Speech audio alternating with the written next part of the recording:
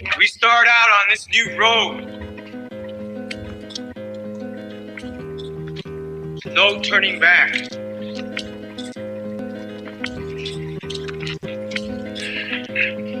But we have our ancestors with us. We're going to continue to dance with them. Dreaming them. Calling them. Seeing them.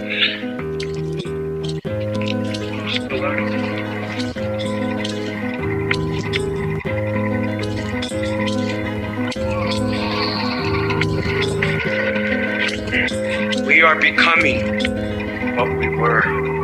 It is part of that Mayan prophecies. 7 triangles of light. Keep walking. You are the spirit of Unapku. Keep walking.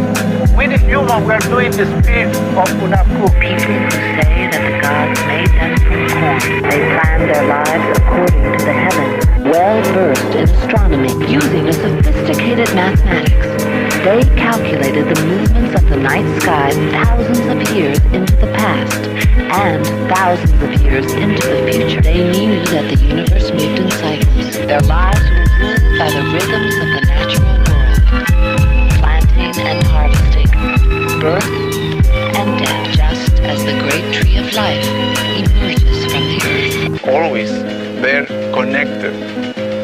Science and religion. In dreams, we learn from the Maya gods when to plant and when to harvest, when to set the fire, and when to do the corn ceremony.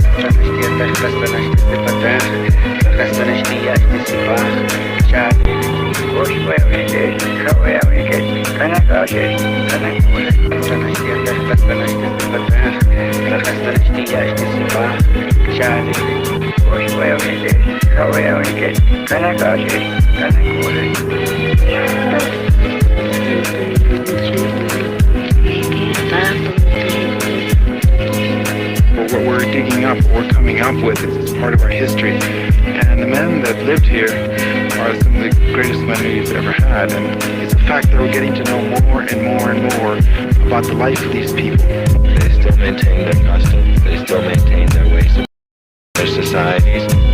And it's very exciting to see how much of the ancient Maya way of life is still alive and well. Because American history does not begin in 1492 with Columbus. It begins in 200 BC with the first Maya king who wrote his name on a stone. What is happening now is the people who made these places, people like Yashpak or Bird Jaguar or Fakal, are getting back their voices. They are becoming real to us and speaking to the people of the 20th century about who built this place and why and what they felt and what they thought about the world. These are not anonymous people anymore. You are the spirit of Unapku. Keep walking. We the human, we are doing the spirit of Unapku. Yo, yo. Yo, yo. LA natives. LA natives. Las Asla Natives Podcast.com. What is up? Appreciate everyone's patience. How you doing, Zero? I'm doing good, man. I'm getting my stuff set up so I can stay on track, and I guess there's a few people that want to talk to me that were from, you know, some posts that they put up, and then we also got my brother Daniel here, who I want to start getting into a conversation. So, you know, today's Wednesday discussion is going to be packed with certain opinions and a bunch of good stuff. But, you know, a lot's been going on, right, Zero? Like, I'm still recovering from our big event. The successful event that we did, yeah, where 270 people came out and joined our event and made it an amazing success. And I want to thank Keith for taking the long trip out here with his brother and all the performers that performed on that night. Artson. All the vendors, Artson, Sub One, Azomatli, all of them. But most importantly, all the vendors, right, Zero? Because if it wasn't for the vendors, you know, helping, contributing, promoting this event, this event would have never happened. And I'm proud to not throw a canopy event. Well, it was a community effort. definitely, because the vendors, the musicians, plus our production company, all had to do its part to make it a successful night. Absolutely. Where people showed up and it was like it almost felt like, I had some comments say that they didn't want to go home. Right. That's kind of cool. And I'm sure you were surprised when I told you the door tally was 273. 273 people came in. That's not even including the staff and the team and the vendors. Wow. Not That's the vendors. crazy, huh? right? Wow. So that technically means we had over 300 people there. 300 of our community, and we're just getting started because, we have July 29th coming with Superman, and, that's an underground hip hop blog event, which is going to be amazingly a legendary event, truly a rare act, a rare performance. What I like about what the blog does is it doesn't discriminate because you're not from a local source or your numbers aren't extraordinarily crazy. They're willing to go, no, this guy has talent and this guy has fans in LA and everyone deserves to play a show in LA. So let's work together and see how that happens. And that's what basically what happened with Superman. Yep. And he happened to be nearby and it was able to be made, and big up to the underground hip hop blog for doing that, because that shows that they're truly about hip hop, because this is probably one of the best indigenous hip hop artists to come out. How do you feel about performing at that event? I feel like an honor because, like I said, this individual is at that level where I feel like hip hop wise, he's done a lot. And let's be real, talking hip hop, like I'm sure a lot of indigenous hip hop artists would love to be on a level that he's on, right? Well, yeah, he's doing things right. He has a tour planned and he's making right moves. He's doing great music and he's a part of our history. Absolutely. And he's a part of our country, and it's very difficult to come and play here in LA. Either you're going to play, if you're not well known, you're going to play a school, a gallery, or some sort of, dive bar. Dive bar.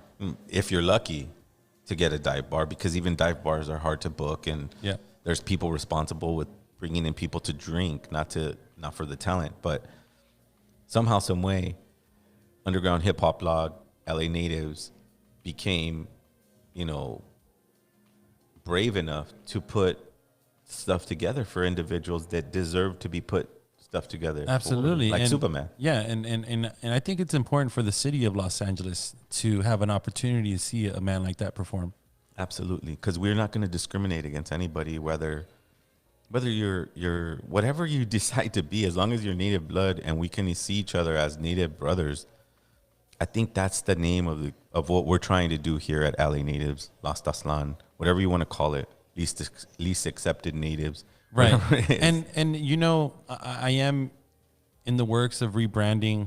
We're working on an alternative logo. We're going to be swapping out our banners and the whole website. We're going to get the clarification done 120%. Yeah. When it comes to Las Atlan Natives podcast. Right. Because, at the end of the day, doesn't matter what the name of the podcast is. I want to be able to create this platform for all indigenous hip hop artists worldwide. And that's what the intention was since day one, right, Zero? Yes. Yes. To expose talented individuals and, to create an eclectic community that would come out and see those individuals. Yeah. Trusting that LA Natives podcast and underground hip hop blog did its homework in inviting these individuals to come to play in our city, because they're talented individuals. Jesus is talented. Snotty Nose is talented. All these people that we've interviewed on our podcast that haven't actually played in Los Angeles or have played once or twice, not really on a consistent basis, now know somebody who can move things and make things happen for them. And that's you, Armando, with the underground hip hop blog. So, and you know what? Shout out to Snotty Nose Reds Kids, because they're actually going to be performing in LA November, right? Yeah. Let me go ahead and check out their flyer. November 4th at the Moroccan Lounge. I'm gonna be there. Zero's gonna be there. Yeah. We definitely are looking so forward to seeing Snotty Nose Red Kids. They were on the podcast. We love those guys to death. They're such great indigenous hip hop artists, natives out of Canada.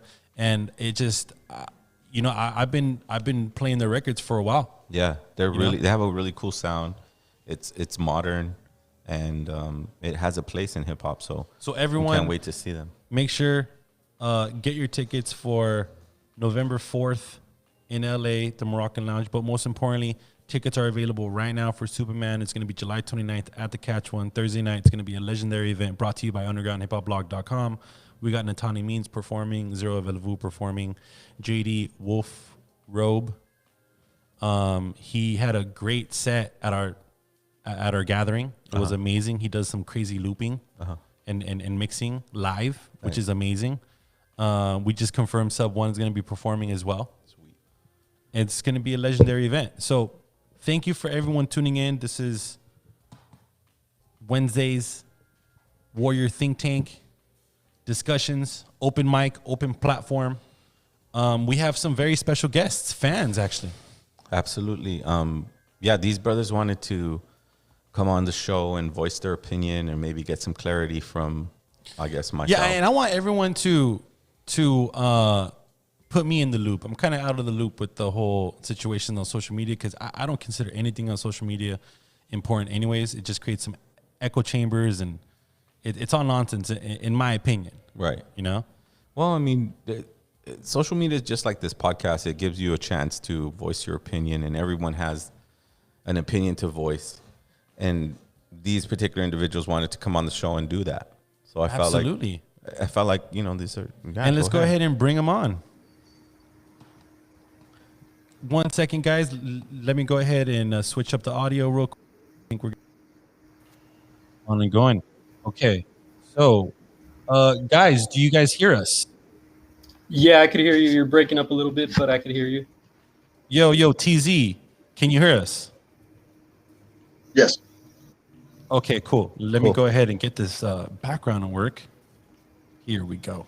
Got it. I hate it when the background's not ready like that. My fault, guys. My fault, the audience members. I just went ahead and fixed the background.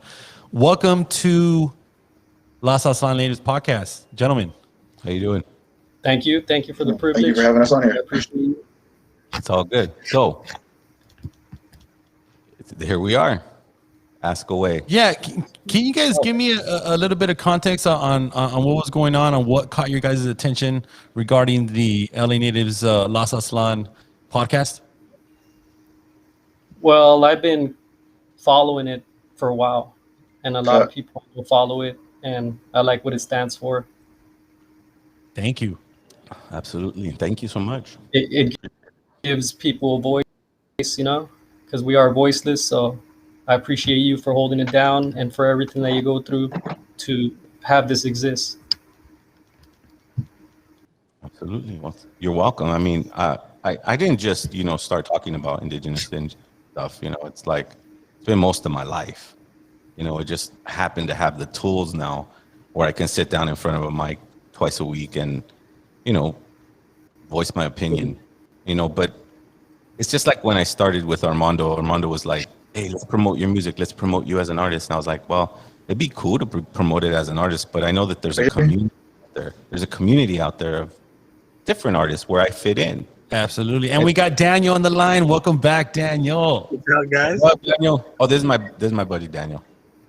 He was going to come on after you guys, but you know, let's get your, you know, it's always good to have a conversation with your community because, you know, not we're trying to appease everybody, but when you have a strong opinion and that needs to be voiced, then who are we to stop that? You know, and so here we are. Well, I'm here more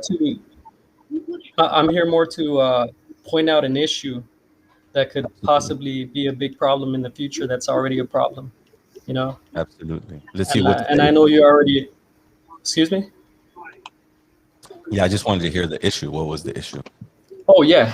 So it's you know, the Afrocentrist movements, based and the Aboriginal movements claiming, you know, that they're the real natives and that we came from Asia after they had establishing, and you know, they have this whole ideology, right, based on pseudoism, based on, you know, Clyde Winners, Dan Sertima, who aren't anthropologists, geneticists, or anything that have to do with anything Mesoamerican, you know?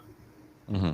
So the reason why it's a problem is because a lot of natives have been experiencing racism from those groups, threats to their families, you know. And I've even encountered it in person, so I can say that this is real, you know. Absolutely. So, This Zero, is I want to something ask. that needs, yeah. No, Zero. I want to ask you.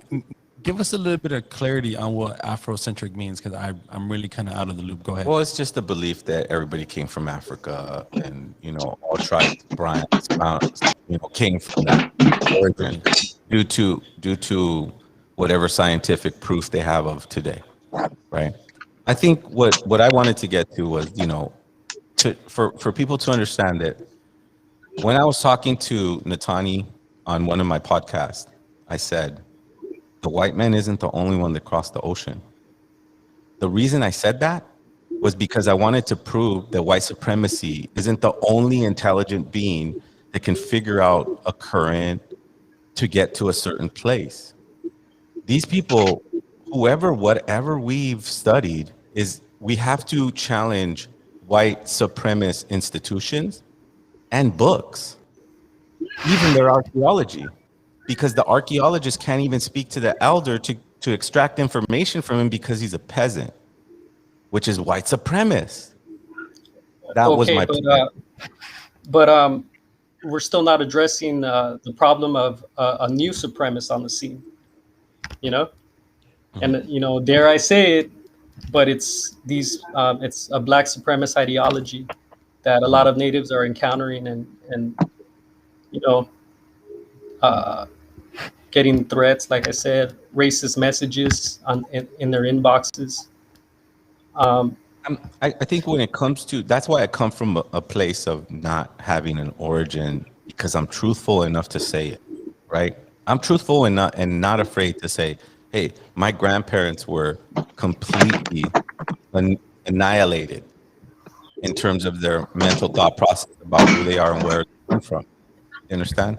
So then I take the position of, well, then all their books, and ever since they came, anything they've established has been a lie. And it has been a lie to their favor. That's the only reason I pointed it out on Natani Means when I said the white man isn't the only one that crossed the ocean. Now, I know that there's other extremists and Afrocentric individuals, like even the Nation of Islam or whatever, but that still doesn't mean I don't step into the temple of the Nation of Islam. I grew up around those individuals, but I never said I was African. Yeah, and much respect to all those brothers over there, Yeah, no, they have their own movement. And for me, it was more along the lines of like having good relationships, and they always treated us with respect. You know what I mean? They never said, they always treat us as natives, like, oh, you're the natives from here, at least from my experience. Now, am I rocking a Nation of Islam shirt, or am I going to the mosque, or am I telling people to go there? Hell no, I'm not trying to say anything. But what I'm trying to point out is that I'm challenging anything, any institution, any religious institution, educational institution, any law that says that, oh shit, I lost my train of thought, that comes from them, because everything they brought was a lie. Absolutely. Everything. Go ahead, TZ, chime in, brother. Oh, so all right. So I wanted to touch on one thing that that Zero has said in regards to anthropologists and archaeologists, how they won't talk to the quote unquote peasants. That's actually not how it works. So majority of the time, they're gonna go to the indigenous communities. They're gonna get in there. They're gonna try to earn the community's respect, and then they're gonna learn the first thing: one, the language; two, and then after that, it's gonna be the stories. It's one way that Michael Coe, an archaeologist that I was very fortunate enough to meet, found the various different migrational paths of the Maya. They went to the Popol Vuh and read the Popol Vuh, got it from them, and learned. Oh, they stopped off here. How recent was this individual that you're speaking of? I honestly don't know. It's been some time, but because of the Popol Vuh, they found various different Maya sites. Well, I know. throughout- I actually want to hear from Daniel because I'm sure Daniel's listening in on this and he's ready. Yeah, exactly. So yeah, I had to read Michael Coe in college, and so I had to deal with this. Mm-hmm. It was an anthropologist teacher, and so I got to be in that class because I chose not to agree with what he was teaching, and so I don't know, man. That name's kind of, it might be. I guess it could be true what you're saying, that he had traced the path of the Maya, but that guy, they said a lot of things, and maybe it's through the instrument of the professor that I was being taught the book that Michael Coe wrote. But that guy made it very clear. Oh, they used to sacrifice people. They did 100,000 in an afternoon, and I was like, oh, really? And so I had to get a B in that class because I said, fuck it, that shit didn't happen. And so he said, oh, it did. And then the guy next to me says, well, that's literal. Look at that. There's a knife going in. I said, hey, bro, on Sunday, do you drink and eat the body and blood of Christ? And he said, oh, no, that's just a metaphor. And oh, really? Man, that's amazing, bro. How did you pull that out? So do you think that Michael Coe wrote a book about exactly how everything happened? Because if he did, the professor that I was taking the class from, hey, man, that guy, he's smoking. He was drunk. A lot of times he showed up. It's like, this is at Cal Poly, San Luis Obispo. So, I got a white professor, white guy right in the book. And this is when I'm going back and forth from Mexico. So, I got to be respectful. And so what I would do is I'd ask him questions. And, oh, my God, the class would be like, oh, Daniel, why are you asking this question? Like, oh, my God. Okay, sorry. I won't ask any more questions. Go ahead, That's Zoom. the thing Go with ahead, science, though. So that's the thing. That's the thing with science is science is willing to change. It's saying this is our facts that we have right now. 1 + 1 = 2. Well, later on in the future, if they find evidence that 1 + 1 actually equals 3, here's the proof why. Here's what it is. Now going back to actually two different things. One, human sacrifice. Human sacrifice has happened in all cultures, all civilizations, and it's been documented all throughout the Americas.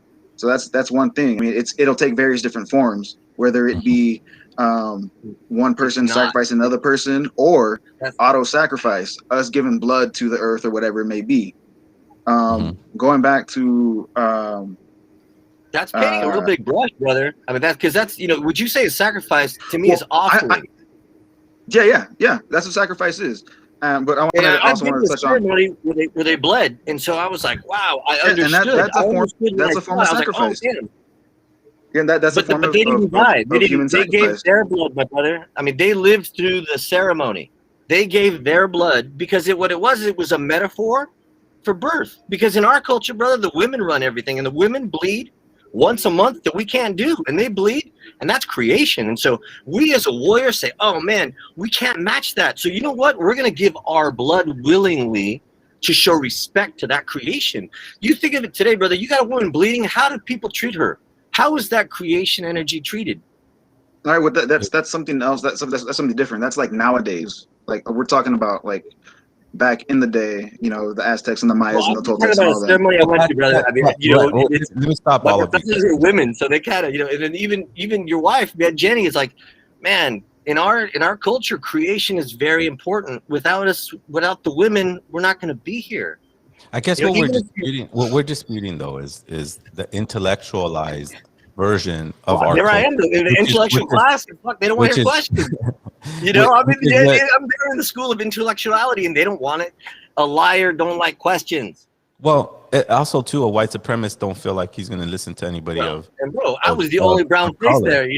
That's given. That's given, brother. Because even though this great archaeologist that you speak of went into the community, he didn't put him on. He didn't put him on the pedestal. You know what I mean? Hold on a second, though. He extracts and then opinionates about what this old man told him. Absolutely. And they call that science, and that's not science, brother. Science. No, that's not what I'm saying, though. That's not what I'm saying. It's more like literature. It's more like literature. English literature is what it is, because you could write fiction in English literature. Science doesn't change over time. Science is very concrete, and so that's why our people we based all our shit in science. Like, faith is for the people that came here. They said that we came out of a man. Could you imagine? Everyone's going, what the hell? We came out of a man. So you think about the biggest first lie they told us, that we came out of an asshole. Damn, Daniel. Shout out to Daniel. Yo, go ahead, dude, G-Rod. All right, We're talking about assholes. hold on. We got G-Rod. Let's let everybody talk. I want everybody to talk, man. No, wait, hold on. I wanted let's to add take to it the back. first guy. Because I wanted to attend to the first one. That he was asking Ruben. I understand what he's saying. White supremacy came over here, so that's a frame of mind, and so the black culture just took that frame and ran with it. And so, you know, and I would go to places. I'd have these guys come to me. We had great conversations because the people that I talked to weren't going after a white supremacist ideology. They were going after their own cultural ideology. And I thought, man, that's good, because that's what we need. Is we need just a different choice, you know, because in this country, you don't have a lot of choices, but it's just that they came here and think about everything's in English. We don't live in England, but everything's in English. So if you don't speak English, man, from the get-go, you were just ass out of what information was. And I mean, think about that. And so then that shit just kept going, man. And you read about shit, and that's crazy, because we used to be the people that would say, okay, you tell me it's good and we agree. Now they say, nah, fuck it, write it down. It's like, oh, damn, a change of reality. So that the guy's talking about a book this guy writes. He writes a book. He can bullshit the whole book, but hey, he's got a book. Like, oh, fuck. And we don't have a book. We have the word. The word's the living. But see, that's not how science works, though. Is he's able to write something down, and then he backs it up. Backs it up on various different things. And then he also, I mean, this stuff is reviewed by other people, not just white people, but like other people within the community as well. But that's the problem, brother. Why do you have to review information that is coming from the source of what you said? You said that he goes to the natives and he extracts the information from the natives. He's taking the information and then opinionating it and then going, you could edit it too. Yo, this is a great round discussion. They have their own opinion, and all of them are white. All of them come from a school that was either funded by the Carnegies or the Rockefellers or whatever institution, or the religious institution like Notre Dame, USC. All these places have a funding source, brother, and they come from. You're missing a key piece of what I'm saying. Science can be so debatable, you know. But before everyone chimes in, Daniel, I want to go ahead and hear from G-Rod. He has something to say. That guy needs to share his too, man. He's on a good idea. Go ahead. You got the mic. Well, I just want to bring it back to my point. I want to bring up a mural in Galveston, Texas, that is stirring up a lot of drama. And that's because they put an Olmec head on that mural representing, you know, African history and accomplishment. But really, I mean, it has nothing to do with anything African. It's completely Mesoamerican. You're right. You stand right. You stand correct. So that's promoting erasure of Native history, culture, and identity. So people on Facebook reached out to the artist Reginald Adams. And he basically just put laughing emojis and said that those are the facts, and he's going to continue on doing what he's doing. So people are trying to get attention to that, so that hopefully they can remove that.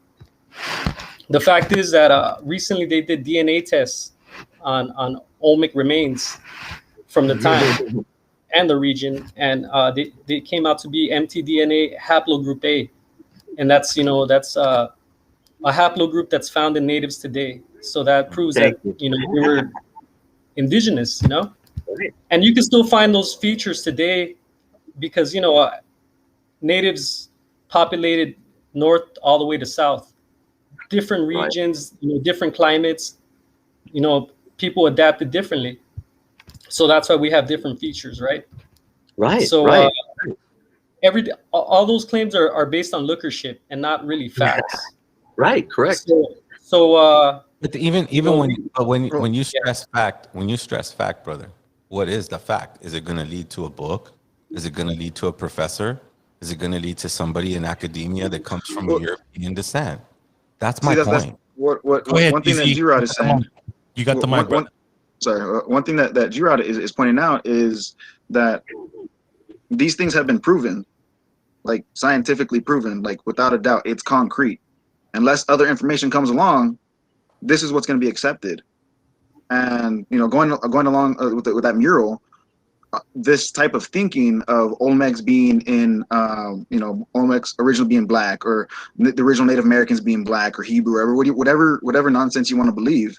None of that stuff has been proven for various different things, languages, culture, even the way we speak Spanish or the way we speak English is all be traced back to, and the line of thinking of the mural is actually being taught in elementary schools, is being taught at colleges, saying that, oh no, black people are the original Native Americans, or were Olmecs, and we taught them this and we gave them this. It's like, no, we came up with this ourselves. We have proof of that. Said it, they said it on the CNN, on the Sports Center, KRS-One.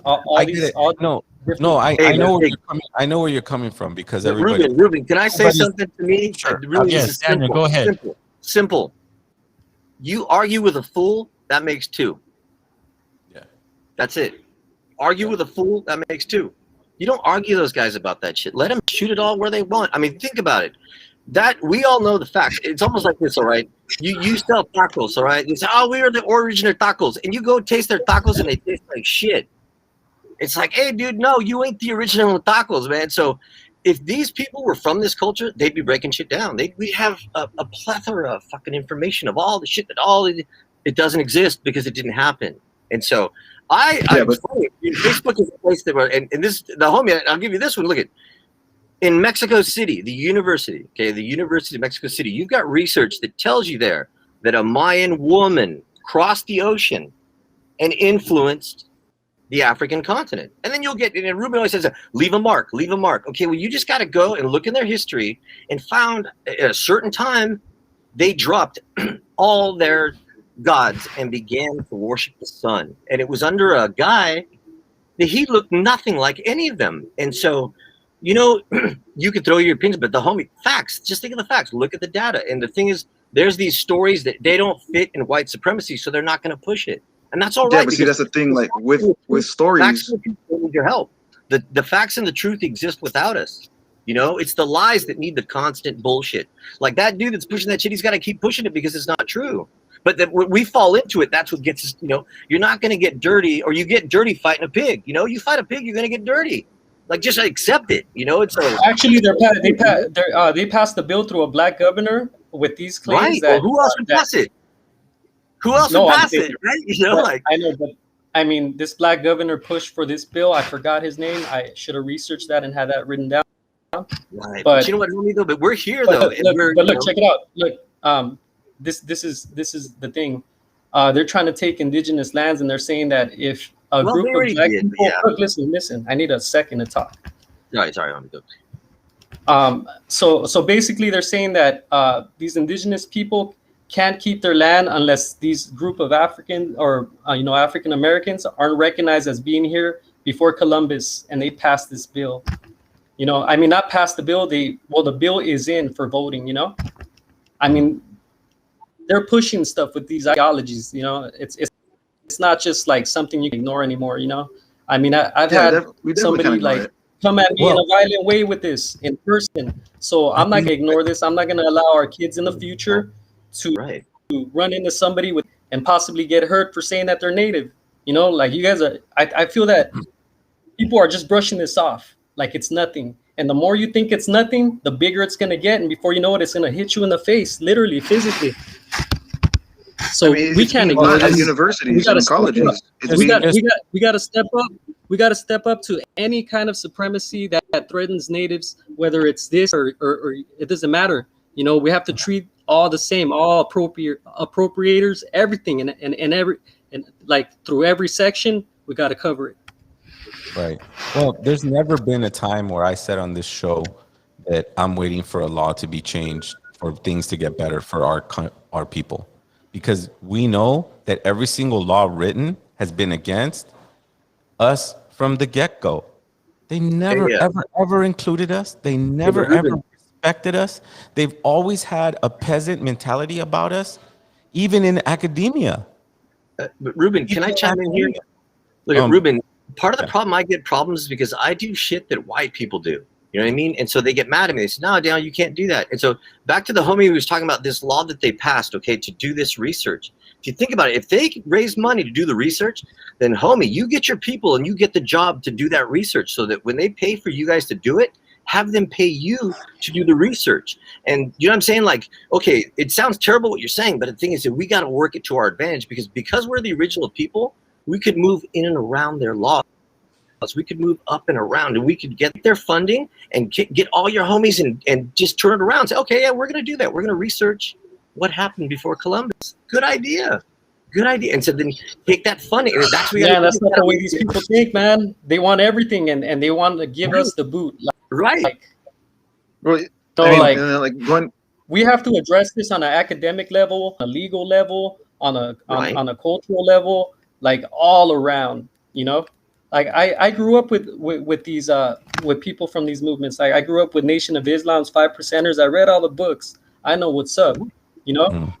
And I had good friends. They're still my friends, you know. But they're intellectual. Here's the way I dealt with it. Like, when it comes to the facts, I state it right away. And you know what I mean? And I've done enough research. I've read both angles, both sides, you know, to know what is fact and what has been disproven. Well, here's what I'm saying is that our ancestors, when we go deep into what those ancestors were teaching were, you'd be foolish. You'd be thought of as a crazy lunatic if you thought you knew the origin of anything. We're just one. Nobody knew the origin, but we know at least as far back as we can trace. Wait, I'm not finished with my thought. As far back as we can trace. I stood quiet. You know? I stood quiet for you, brother. I stood quiet for you. I'm just shout out to G-Rod. I'm not trying. My bad. I'm sorry. I'm not trying. No, bro, you're passionate. I'm trying to be as Zero, but this is what Wednesday discussions is all about. I'm trying to just put my perspective, which is not right. I'm not claiming to be right. I'm not. I don't have the ability to be right. I'd rather learn infinitely than be right.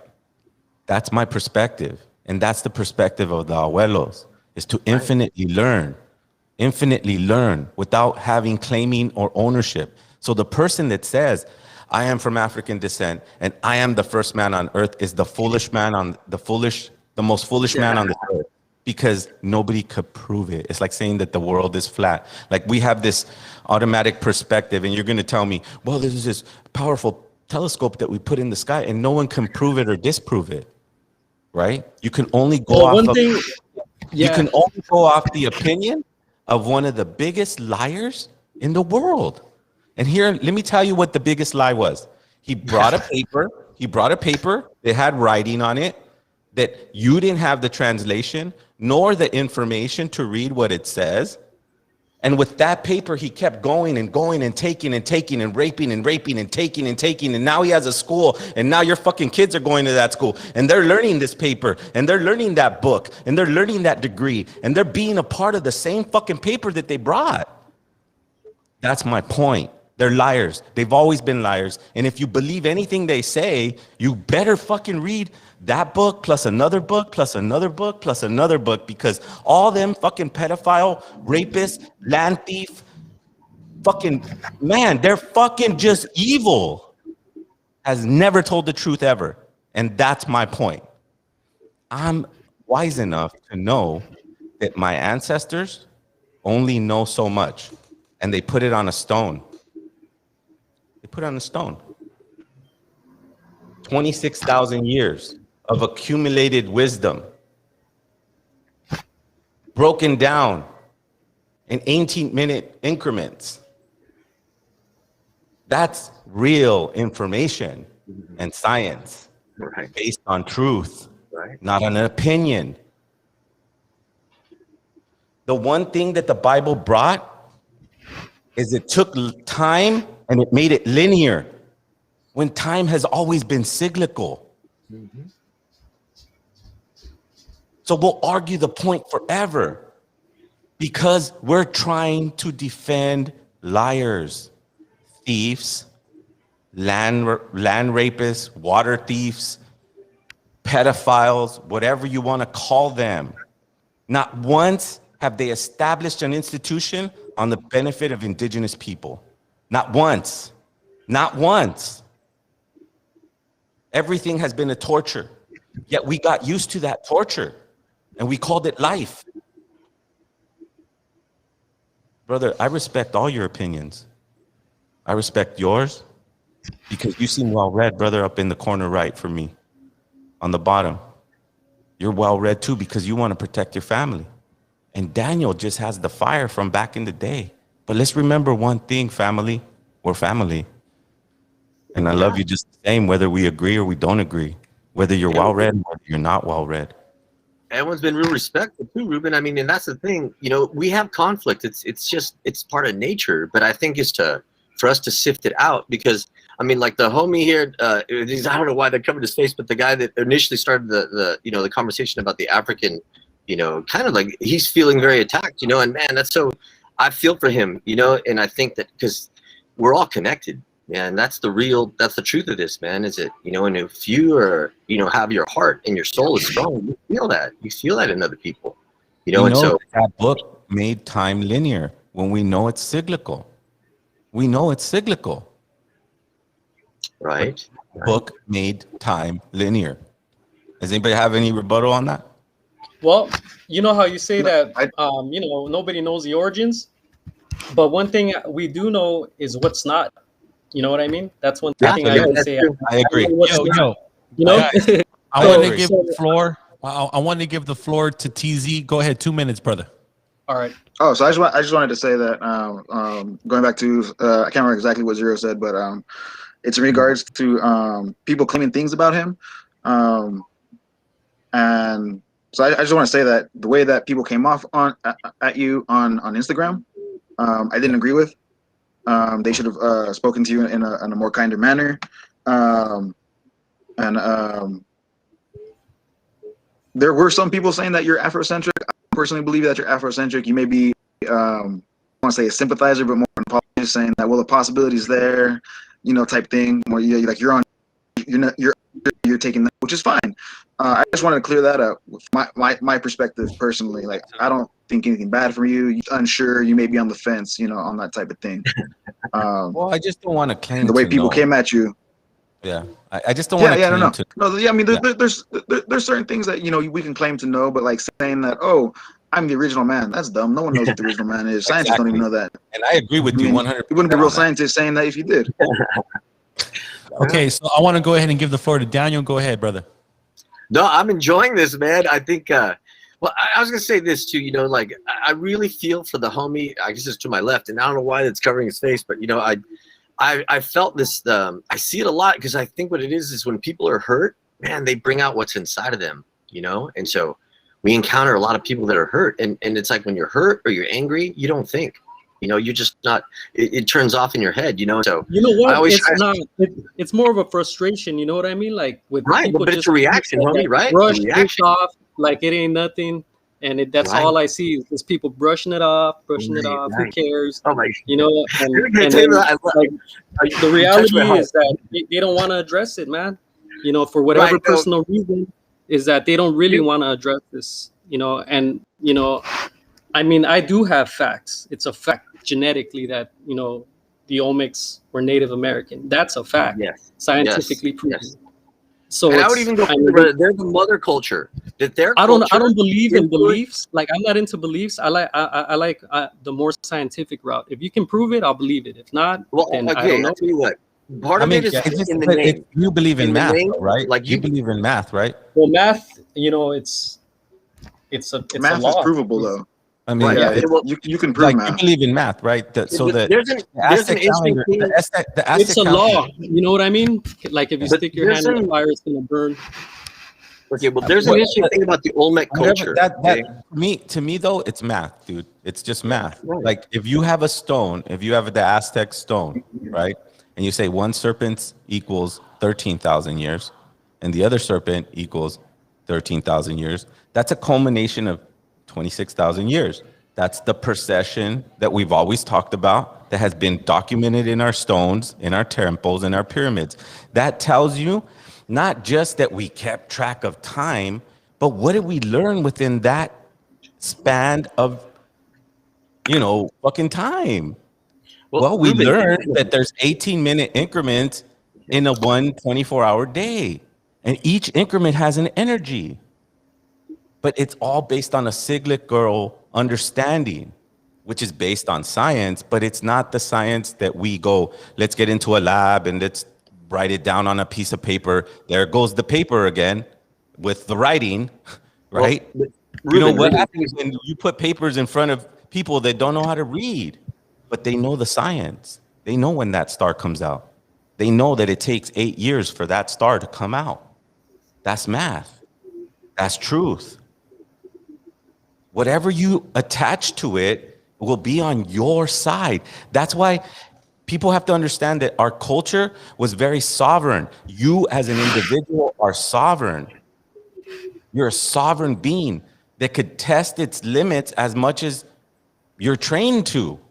They say that the Tatuanis were very trained, fasted, certain diets, certain exercises, certain meditations. I mean, these people were on another level spiritually. And Ruben, can I chime in? Just to clear up, homie, though, just to clear up all the brothers, I do not believe we come from Africa. I don't know where we come from, nor will I ever claim to know where we come from. But I do know one thing. Our ancestors were brilliant. Our ancestors had an understanding. And that's my mission and road, to walk back and find out what crevice I can learn from, what brother I can learn from. Because even though we don't agree completely, I still learn from you.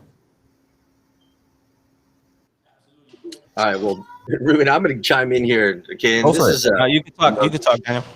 Okay, now it's the Olmec culture. Okay, what you got to remember, we came from a culture that we spoke everything, so everything's in your name. So the Olmeca, in its name, it says it's the mother culture because it's got the metate, is where we're mixing everything. And here's what the reason I say is because they have things in their culture that are, and this I hope soon up that they have stelas in the way they create their temples. So you look out in the rest of the temples throughout the region and you see the influence. It's kind of like when I wear a San Francisco Giants hat and you go to Chicago and someone's rocking an SF hat in a different color. It's like, oh shit, okay, that's the influence. And so it's just, the influence is there when you begin to understand it, and you just got to look for it. And it's just a lot of us were just, I was lucky because I'm a social scientist. So I was raised into using science as my approach to everything, and so it was easy because once I began to do that, then the stories that didn't have data or science behind them,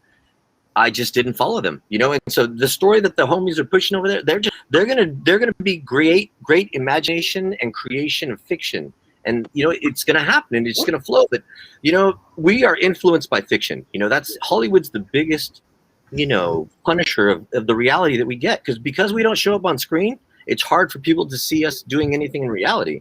And so write a book or be a professor or whatever of that. People trip out off of me just because my skin color is a code, and that's why I understand the homies but all my life I was considered dark or black, and so, but just one thing I'm going to add, when I learned about the Aztec calendar, one of the third or fourth things that they taught us was the 4 colors that were in the middle.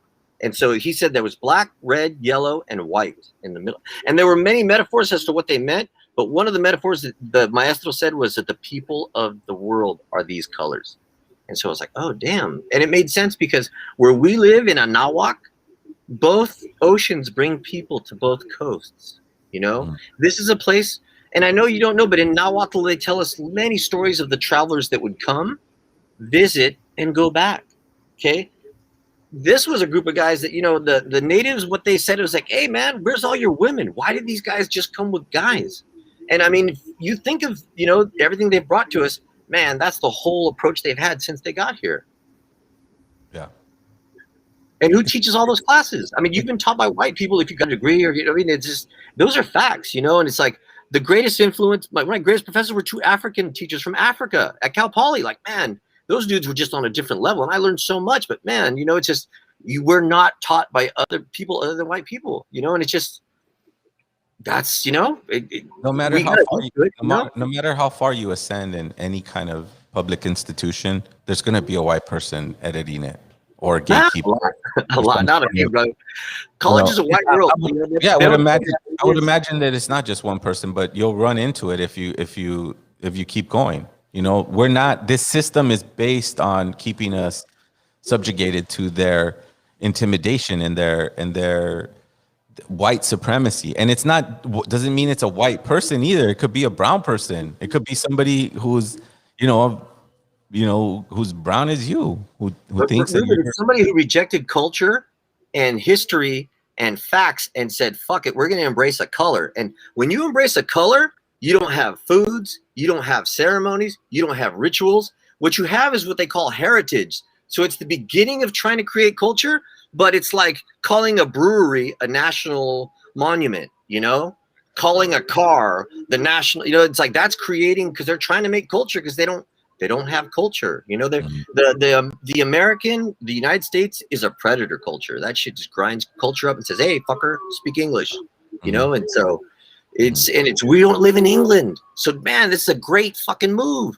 We don't know our own language, but once I started to know my own language, it broke the shit in my head. And all of a sudden I began to function as a native person, seeing the world like, oh shit, this is my land. Like, man, this is where I'm from. Like, oh man, no wonder I'm, I don't cough and when everyone else gets, the hay fever, and it's just like, oh damn. So, but it's for us to begin to recognize that. And that's, like the homie, like, if you're not from this continent, ain't no book you write, ain't no thing you can eat stuff that could help you, but you won't be from here. The people that are from here are natives, and everyone else is a refugee or an immigrant.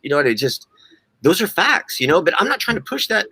We got to push more of an identity of ourselves. It's like, if I push love, then man, that's what I'm gonna throw out, and so that's the things which is why I wanted these brothers right here. I wanted these brothers to voice their opinion. You got your chance, right? Do you guys feel like you had your chance to, say what you needed to say and make your points? Because I do agree with your points. I don't come from an Afrocentric view.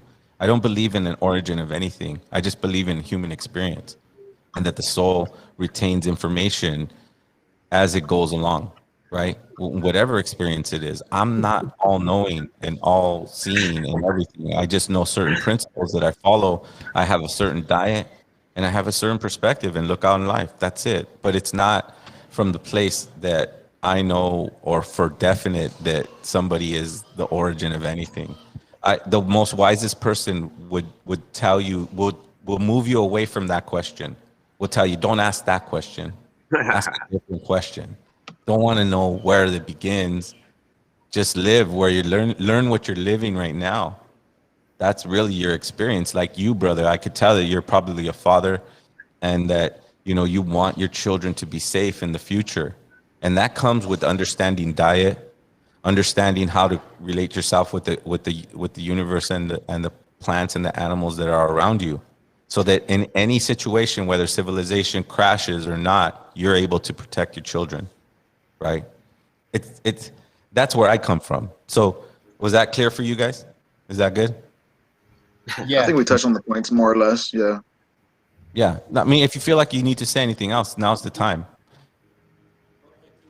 Off the top of my head, I really can't think of anything. I mean, there's like little things here and there that like were said, but I don't feel like it has its place right now. But aside from that, like, good.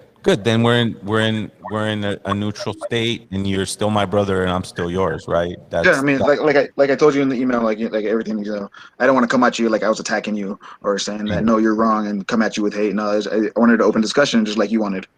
Perfect, and that's what we accomplished, correct? My friend. Sure. But Ruben, can I add something? That I know people said that they didn't know or didn't have a creation story, and I just kept quiet, brother. But we do. I have a creation story, and it's that's what I learned. It's what I learned when I learned about my people. Right. And so, many ones. And that's the beauty of being a human, is that you get to right. Is your story about how you came to be, and I mean, for us, okay, and it's a quick one. Okay, so for us, we're called Mexicayotl. Mexicayotl we're the consciousness of this land, of the creation of where we were born. And so, but the literal word means we were born in the belly of the moon. And so and even science believes that the moon hit the earth in the Gulf of Mexico, hit it, bam, and came out. And so we're born in the belly of the moon. And in our culture, we see the moon as the womb. And so that's why the Mexicayotl are the people with belly buttons. And so that's why we have belly buttons. And it's, it's interesting that, they said, you look at the Sistine Chapel, where they had the creation in Europe, and you see the two hands being creation, but you don't see their belly buttons. You don't see if they have belly buttons. So I think it's a very interesting thing, like I had said before, the biggest thing that they told us about, because we're told that creator's a woman so that we come out of a woman, and that's part of our creation story. Sewatl literally means the first one in water. And so, we, in our culture, it's not a question of who came first. In our culture, the first one was a woman. And we either stay a man or stay a woman or become a man, and so that's our creation story. Crazy.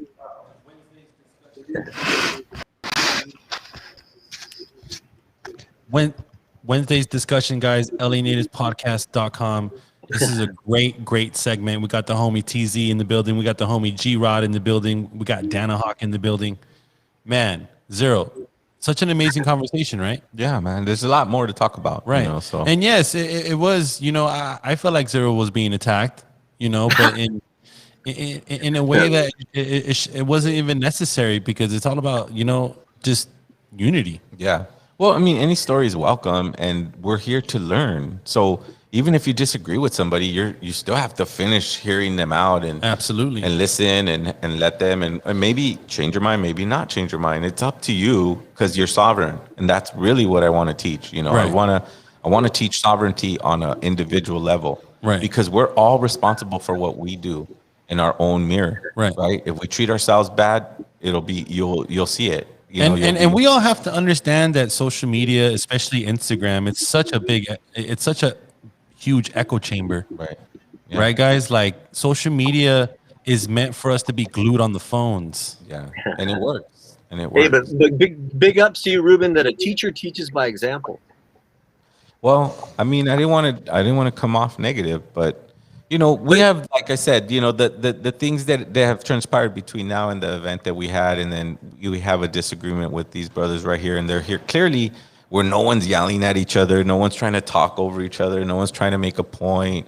And it's a good conversation. And I'm not here it's not here to change anybody's mind. I don't want to like pull the rug out from everybody. Obviously it's valid, but know that the most powerful thing that you could do, and I only talk about my experience with my family, is to be the healthiest for my kids. Because my dad died at 40. My dad died at 40. I was 7 years old. Like, that's a powerful thing. It's an impact on your family for forever. But I had to learn how to treat my body with health, with the optimal respect. So now I exercise. Now I eat mineral diets. Now I eat on an intermittent fasting, because I want to be 70 years old. I want to be that abuelo that teaches that little baby with love, that I was prepared to handle what this world had to offer me. And that's where I think the biggest fight is, in that sovereign state. Because the opinions of others are just opinions of others, man. They'll always claim that that's the way it started. You know what I mean? The people that are in power are these pioneer guys that, brought a printing press, and they started making books, and then people started reading and believing it. And now we have a Hollywood native, a Hollywood version of a hero, right? Warrior. The warrior, right? The warrior, the tough guy, the guy that's going to go out there and risk his life for everyone, and this and that. And that's all Hollywood. That's all Hollywood. To me, the best warrior is the guy that could make everybody come in the same room and not fight and beat each other up, because he had reason, because he had patience, because he had understanding and community and one goal at mind, right? It's not to be enemies. Is to have a common goal and agreements. So we have a common. I know. Go ahead. I just want to say, like, for the record, I didn't come to bring opinions, but I came more to bring awareness. Absolutely, and that was clear. That was clear. And that's a great keyword, awareness. That is absolutely such a great word. That means stand up. Absolutely. Stand up. Yeah. When you say somebody, when you have somebody that's gonna just take advantage of you and make you feel like you're insignificant, then you have to have the voice to say, no, I don't. I have a voice, and here's my information, whatever information that is. Mm-hmm. And then on the academic side and on the science side, we just have two perspectives of science. I believe science is common science. In other words, it's a truth that can't be disputed, that could only be ingested and digested by one's own self. That's the purest of sciences. It makes sense. These chemicals create a certain reaction. This meditative state does this certain thing. When it comes to science in an academic role, after seeing the documentary on Standard Oil, which I recommend for everyone to go see, it's a really long, boring one, but you'll see how they manipulate everything. And now everybody's trained for their factories and now it's a new version of it. Now you're trained to be middle management and you're a person of color and the person on top is white. Why? Because he can afford to go to UCLA. You couldn't go off, you got to be the middle management school. So there's unique white supremacist things happening right in front of our face that we need to be aware of. And I think that's where this brother's coming from. Absolutely. So yet I have like black people in my inbox messaging me, wetback, you're not a real native, you mongoloid, you hybrid, all kinds of motherfuckers. I'm like, God damn. Yeah, same thing here. Same thing So, here. you know, Just giving that's, simple I facts. just want to bring that, you know, like awareness that it's out there, it's getting bigger, and it's happening. You know. Well, and I think just with this millennial culture, I never thought I'd say that, but they have very strong opinions and they really don't care. You know, they really don't care. Hey, but Ruben, that term wetback, how the fuck is that assumed to us when they cross the ocean? I know. Like on both ends. On both ends. You know, On both. didn't you people came from across the ocean? Wouldn't your back get wet crossing the ocean? It's because they use shit to try to get to your head, and you just gotta go, "Hey, dude, are you just stupid?" Like, well, you know, honestly, when I debate these guys, like I don't really get angry or emotional because you can't. I'm certain of my information, and I know it's fact. And I debunk these guys so much that they end up blocking me because I humiliate them publicly when I'm debating them. You know, and you know, I don't resort to an emotional level because that's not what it's about for me. Right. It's just about defending the culture, defending our identity as a people. And that's good, brother. You take that power because that's your power.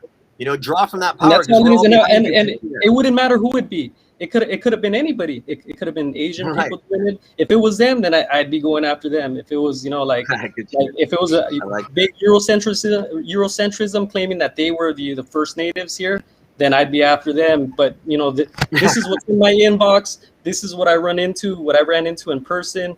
It's like just it's real, you know, and I just got to get it out the way. Well, you know, be strong. We need you to be strong. So you keep doing your good, man.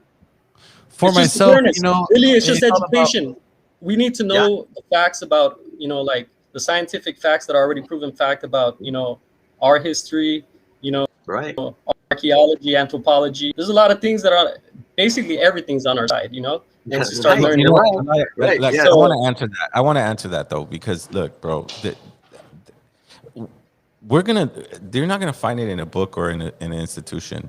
You know, when you find the wisdom of our ancestors is when you test yourself and you do the self-imposed trauma that we call ceremony, right?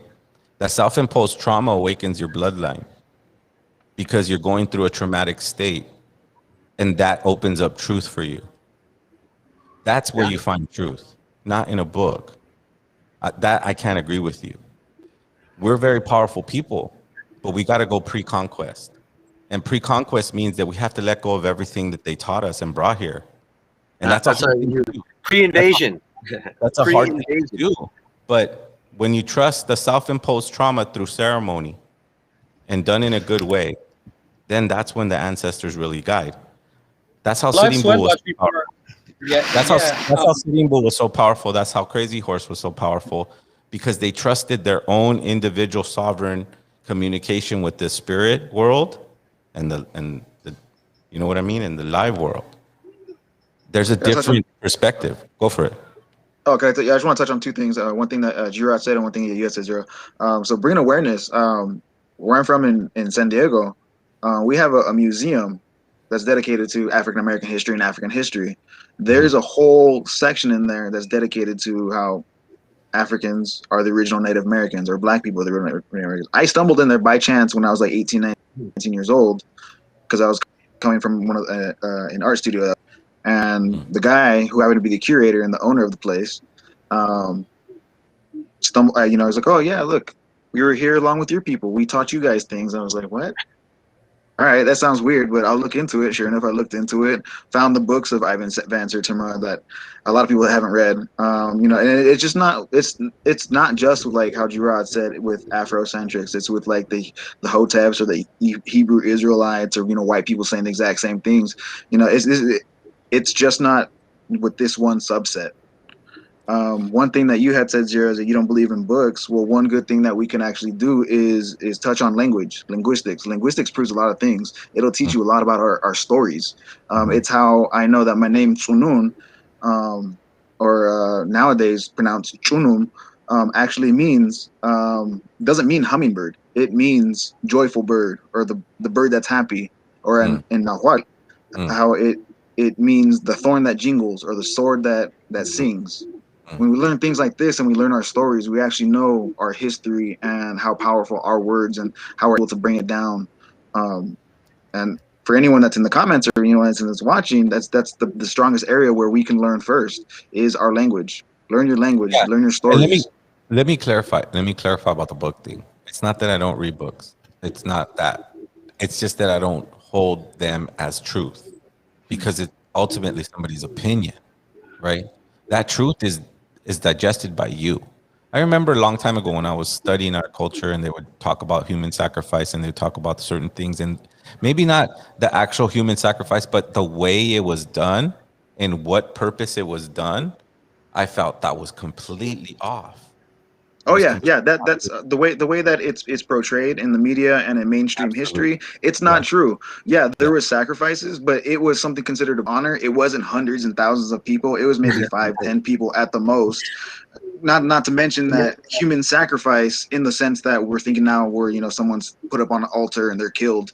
That wasn't a thing until the last like 100, 200 years, 300 years of before conquest. Before that, we were doing what was called auto sacrifice. We're cutting ourselves in various different spots to offer blood to the gods. We're sacrificing animals or insects, you know, burning food, things like that. So what you're saying is, human sacrifice didn't happen on the scale that the Spanish first reported.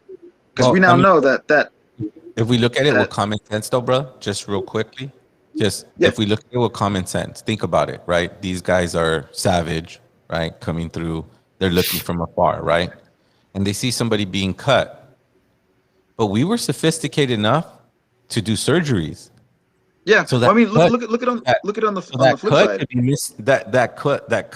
That human sacrifice version of, we were releasing a tumor or releasing pressure from blood. We weren't like heart surgery, open microscopic surgery, but we were releasing pressure from injuries, maybe on a battlefield. Wouldn't it make sense to climb the warrior up to the temple, put him on a sacred space, and relieve the pressure of blood or the injury that he attained? And if he didn't live, well, he died on top of the temple in front of the sun. To combat that, we had actual hospitals. We had places where they went and they did things like that because our ancestors knew that they might have not have known of germs, but they knew that something that was in the air, that, you know, if this got infected or if this got dirt in it, this is going to end bad. Absolutely. And what the point that the brother was making about language is that there's no linguistic evidence that there was any contact, which I think is why he brought it up. Yeah. That's one of the reasons why I brought it up, because there's literally no linguistics.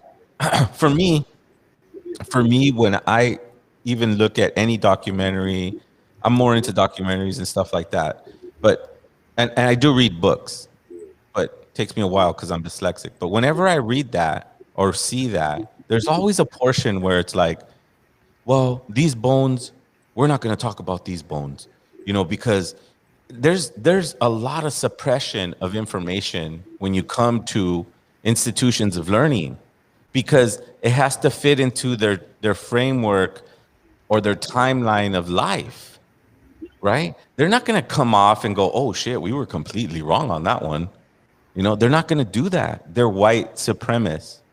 Everything has to be. Yeah, but see, what you don't understand is that all the whole globe, different ethnicities and different nations now have access to genetics, and, you know, they can scrutinize anything. It's not just like the white man controls everything everywhere. people, there's sovereign nations that I have don't know. I don't know of a colored geneticist lab. the geneticists, though. You know what I mean? Like Like- all that information is available for scrutiny, upon the world, and I mean all these like with the omics that was done with Mexican geneticists and of course and ciphers, but there's a lot of indigenous archaeologists now involved in it, But they're, we got not Naya free. But and they're not Luzia free. and They're not Yeah. free to. They're not free to Sucaral, be. it was an indigenous woman that, found that city and is doing the studies, been doing the study. So there's a lot of the indigenous peoples involved in archaeology. They're involved, but the story will always lead to the white man being the founder or the institution. Not really, actually. This indigenous archaeologist in that discovered Sucaral. Mhm. It's one of the oldest civilizations, rivaling Egypt, a little bit older, So, and they had pyramids. Well, I So, believe I it mean- was much older when So you I mean, 26,000 it's years not of it's not time. as suppressed as you think, and there's multiple ethnicities that have- I don't think you can convince me that is not suppressed. This is a white supremacist. That's how indoctrinated we are. Really, brother. To say that, how but indoctrinated we are to say that we're not that. Do you study about like genetics? Do you like take the time to learn about haplogroups and stuff like that? And that the fact that all human beings are 99.9% related, so we're all family. It's only that 0.1% that separates ethnicity.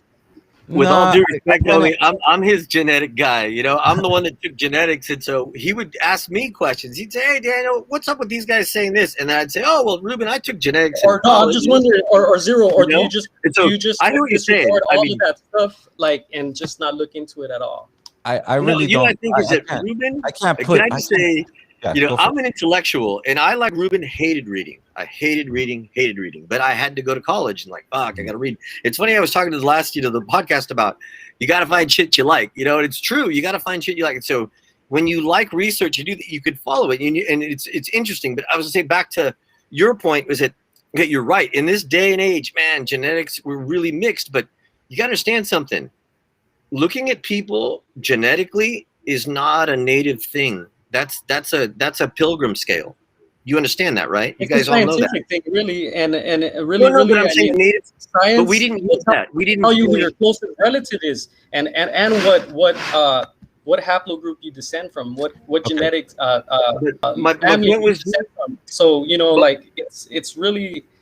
It's just my point was, geez, the way, give me 1 second, Daniel. the way This- the tribes would take in African Americans or Filipinos, they became Navajo. They weren't like, okay, that person's Filipino, they're not Navajo. And there's many documented cases of this happening. Well, that's not what this The is natives didn't about. measure, Though, but to say that science, you know what I mean? I'm Yeah. just saying natives didn't say, they always said those are our people. They didn't say their blood genetic. And so it always trips me out. Anybody online saying, oh, it's your blood quantum, and blood quantum is a pilgrim scale. And I mean, wait, we're not talking about blood quantum right now. Wait, America, wait. Because that's I gotta answer, homie. I gotta answer, homie. Though I gotta answer, homie. You asked me directly. Do I believe in the geneticists or the genetic science? No, or not genetic if you information? if you ever took the time to learn about genetics and haplogroups and Right. Okay. stuff like that. I feel the same way about genetics that I do about contracts. Contracts to me are treaties that are made to be broken or written against your favor. How come I don't believe in geneticism or this genetic lab or this genetic whatever's? Is because they use blood quantum against us. Here's how they did it. They said, Lakotas, we're going to make a reservation for you, but we're throwing these Cheyennes in here with you. And so they're there. Then they mix blood and they have a baby. Guess what? That baby is less native due to his blood quantum. So the treaty is not. Natives had a baby, but it came out less native. Listen, wait, let me finish. Okay. The treaty is not with the baby because he is of mixed blood. The treaty is with the pure blood. This is how they do things. That's why I can never subjugate myself to going, yeah, I do believe in your genetics. Because I don't know how to do the tests.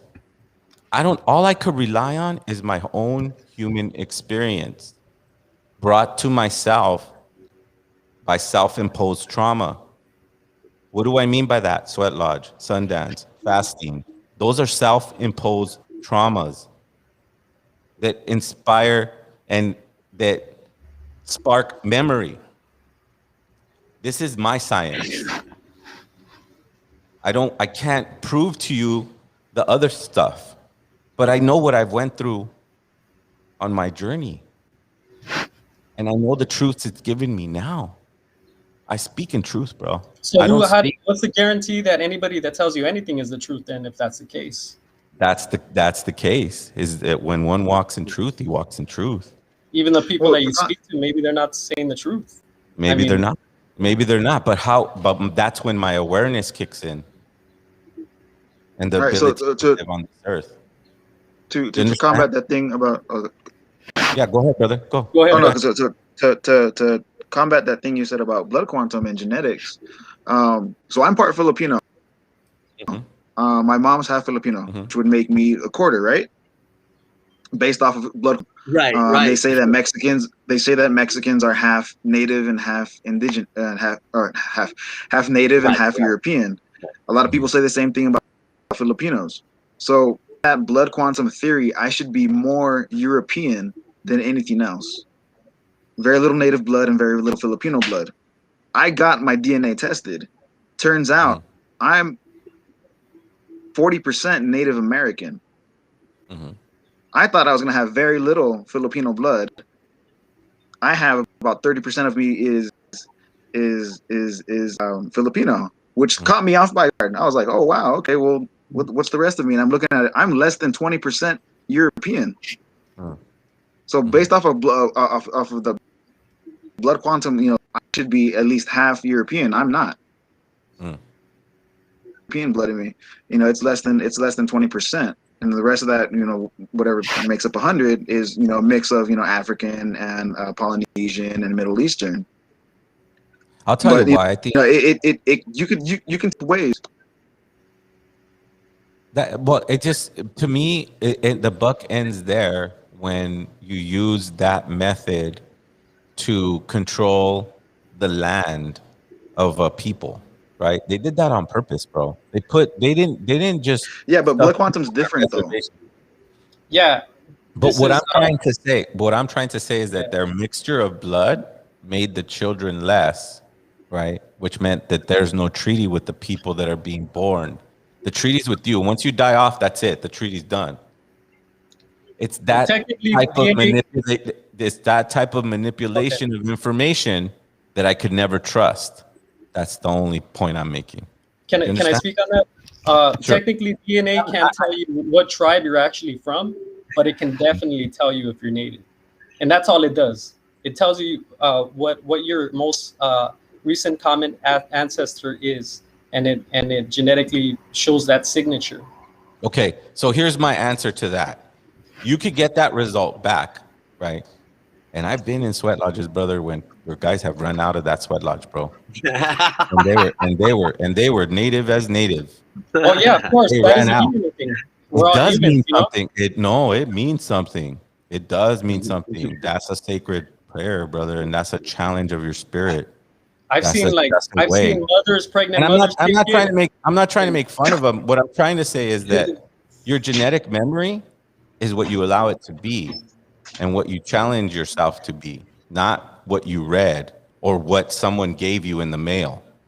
That's not going to prove anything to you. It's going to prove some fucking thing they invented to tell you something. But what really tells you something is when you're sitting in that lodge and you want to run out and you don't. When you're praying for your friend's grandmother who has cancer and everyone else is suffering and wanting to run out and you don't. When you're fasting for 4 days and doing a sweat lodge in the morning and a sweat lodge in the night and you want to go home, you don't. That to me tells me more than any fucking paper I get from anybody. Do you understand what I'm saying?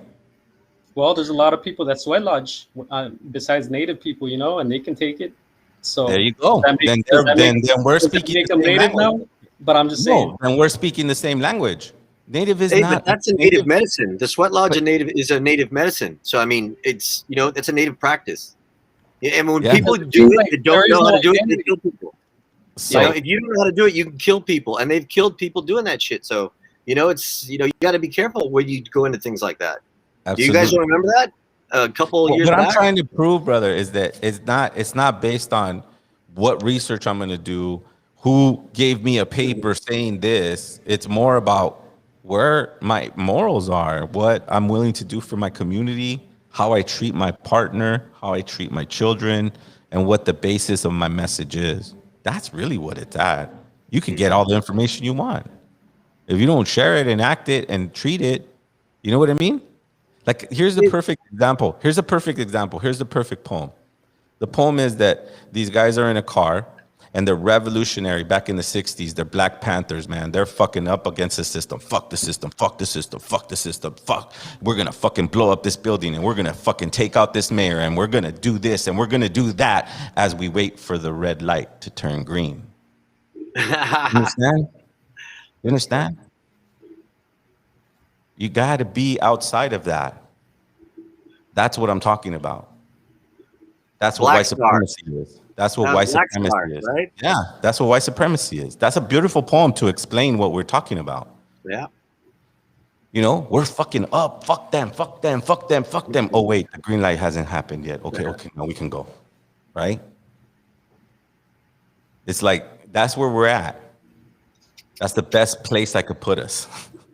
I mean, no one's right or wrong. I love you guys, bro. I thank you for taking the time and spending the time. Look at our audience. Our chat is lit. Our numbers are skyrocketing right now. We got so many people. When people are passionate, though, that's how could you go wrong when people speak of their passions and with their heart? And like these guys are speaking with their heart, man. We're coming. Okay, the Mexica resonated with their heart. Okay, yeah, we resonate from our heart. Absolutely. That's what the Mexica do. And I mean, anybody on the planet can resonate from their heart. Yeah. Anyone on the planet hopefully has a belly button. and the will, I asked, I didn't know we were going to talk about so much about this one subject and all that stuff, which is needed, but I also wanted to go into what the Mexica, like, it was important to me to point out the will of the Mexica.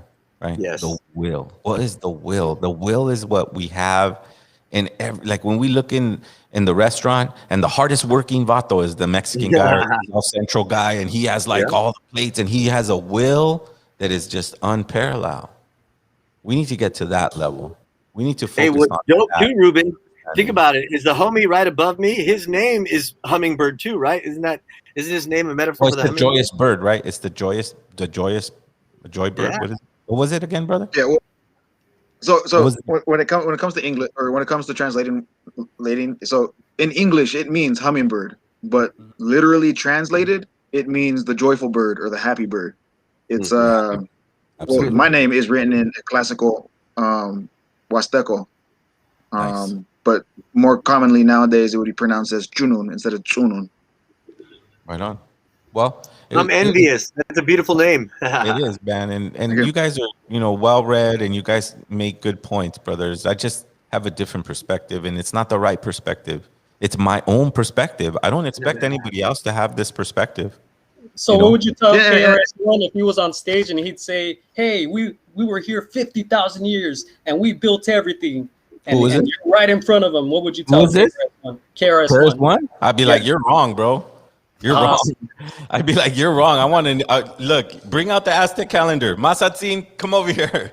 Let's have this debate right here, right now. I'd tell him, hey, homie, remember that LA show you did where you said family sucks and you hated family? You want to reiterate on that, KRS? I mean, everybody puts their shoe in their mouth, man. And right, bro. Right. Just know that I'm not human. I'm not ever gonna concede to any origin story by any means to anyone and be humble, and I'm not gonna be that humble anymore. I'm gonna be humble when it's appropriate to be humble, But you can't live your life being humble, because the first part of my career, I humbled myself into, just not good things. And you know what? Shout out to KRS-One, man, legendary, iconic hip hop artist. Hopefully one day we could get him on this podcast, sir. Absolutely. Hey, yeah, I'd love for him to We love reiterate to about talk that. to people and stand up to people and do what we need to do on our side and our behalf. But know that we are one same message, and thanks for coming on, guys. I mean, I hope that was enough for you guys to. Yeah, it was. Thank you, man. I appreciate you, and absolutely, brothers. Love and respect. Like, we don't need to be divided as people. I see all that stuff on Instagram. I don't agree. It's too much. People should just ask you questions directly and just be like, "Hey, what's up?" And see where your stance is at. Like, we can't afford right now to be any more divided. Absolutely. And I feel that before we try to unite with any other peoples or groups, we should work on ourselves. We should clean our house first. Good Well message, brother. Good message. Well we'll said. see you next time, okay, brother? Thank you. How about you, brother? You got some last words for us? Just for thanks for inviting me on the show, and letting us speak our piece. Just like G-Rod said, we gotta, before we try uniting with anybody else, we gotta unite with ourselves and get everything right. We may not agree on everything, and that's fine, but as long as we have a commonality and a common ground with ourselves and with each other, and putting ourselves forward, then we can unite with others, and think about that. Definitely. I agree with that one. Yeah, thanks again for inviting me on the show. Absolutely, brother. You have a great night. Yeah, Daniel. Wow, Daniel, what do you think about this jam-packed episode, brother? It was, we got a lot of viewers watching. The chat is going crazy right now. Yeah. Zero, thank you again for providing this platform for voices like this. Hey, brother, like it's an honor to facilitate and kind of be in a room where it gets very passionate, and then we bring it down, brothers, bring it down, because we're family, and we're getting right. We're going a little off course here because I'm on your side. I'm not against, but I don't like to put an origin story on anything, because then you become an absolute wizard or wisdom or whatever. That's not we could get caught up in all that stuff. What's happening on IG and stuff, where that that one dude where he was very well read, very well organized or whatever. He was to me, when I saw him, he was like a performance artist, right? And he had some very passionate information, and it was very, very, and some musicians get involved and they make a video, and then they get disillusioned, and then they feel like they have to go on this crusade of, let me write this page, and let me do this page, and let me do this, and let me do that, all because we're going to out this guy because he's white and this and that. And they spend days and days and weeks talking about it, but no one wants to go do the in-depth research it is on the kids in cages like that, right? Where's Absolutely. The page for that? Where's the page for, I tried to talk to the warden of that thing. I saw them sneak out 4 kids. There's some abuses is happening on our soil to children, which has always been the main thing. And what's going on up there? And we're worried about the dude that's claiming to be native. Things are going on right now in Canada, right? Daniel and I were talking about that. Yeah, no, dude, that's been really upsetting. I mean, man, I mean, just for me, like, man, I feel like I don't see like Canada. It's all one land, one people, and they look like me. So I feel it. And like the stories of uncovering those children, man. I mean, like, I got put in Facebook jail because I commented on how I felt, and I thought, man, it just tripped me out. And so also too, like, I realized not to, and Ruben told me this, don't put too much energy into Facebook or Instagram. You're right, man, because that's, people could just say whatever, they don't mean shit, but it could piss you off, but it's sad. It's sad with what's happening. And I feel for my brothers, and we've gone to Canada. Oh man, they embraced us, I mean, not the border, but past the border, it was beautiful, and so, man, I hurt for them. I hurt when children are hurting. Like, man, you see the stuff is like, it's just so sad, man. I just trip out, guys. I just trip out on how everyone's pointing the finger in Canada, but it's just like it's going to come here. No, that's what I'm saying. I just don't understand. I just don't understand. Like, how is it that it's in Canada, but nothing happened in the U.S.? Way worse happened in the U.S., man. And we haven't even hit home. Right. It's just beginning. It's just beginning. These individuals that set up residential schools, boarding schools, whatever it was, Even in juvenile hall, you got herded off to some church things. Right. You know, these are the most violent individuals on the face of the planet. Yet they're being surprised that they're finding kids there. Well, let's start now. It's mandatory. Now you got to do a sonogram of all residential schools ever created on the face of this whole entire continent and see how many fucking lives we find, how many babies we find, how many hurt natives we find. Then we're sending billionaires into space. Like, fuck, dude. Like, why don't we, even like the homie said earlier in the podcast, let's clean our house first, and like, I think that's the thing, though. We see it as our house, and they see it as just like a temporary place to just suck it dry of everything, and it's just, it's just sad. Just like we had the most profound, what do they call it? Reality show revolutions, where your phone became your own reality show. Now I can show what I'm cooking. Now I can show what I'm doing. Now in that mist, right? In that understanding, in that creation, we are also at the most revolutionary investigative reporting that we can do, because we can go up to that residential school, knock on the door, and demand, hey, what's up? Can we do a sonogram of yours? Can we're going to and take your phone and be your own little journalist on your own level. But no, we're worried about the guy who was trying to be white. Let's make a page out of that.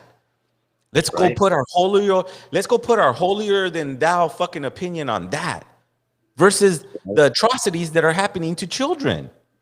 That to me, I don't even get into that. Like, it's like, I know people are telling me, oh, talk about it, but I'm going to talk about it in a very loose way so that people can understand, accept people for who they are. No one's fucking making an outrage for all the Mormons that have 15 fucking 17-year-old wives. Yeah, the guy was off. Yeah, the guy had a bad message or whatever it was, or maybe he manipulated some women. I'm just accept him for who he is, but don't be disillusioned about the Native American culture and the depth of it just because he was well read in it, because that's what's happening. I don't want to. Everybody's a liar when it comes to Native stuff.